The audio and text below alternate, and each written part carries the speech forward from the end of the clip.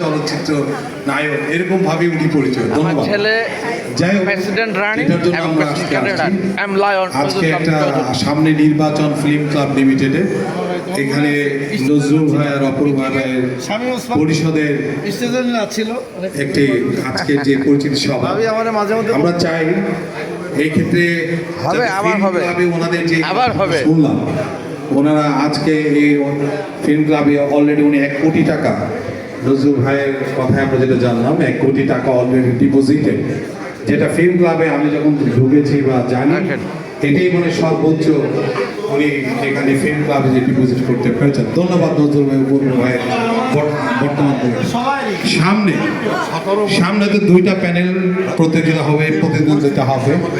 তবে আমি যেটা আশা করি, যদি ফিল্ম ক্লাবকে আপনারা বড় করতে চান, সম্প্রসারণ করতে চান, তাহলে কিছু ভালো লোকের সমাগম অবশ্যই দরকার।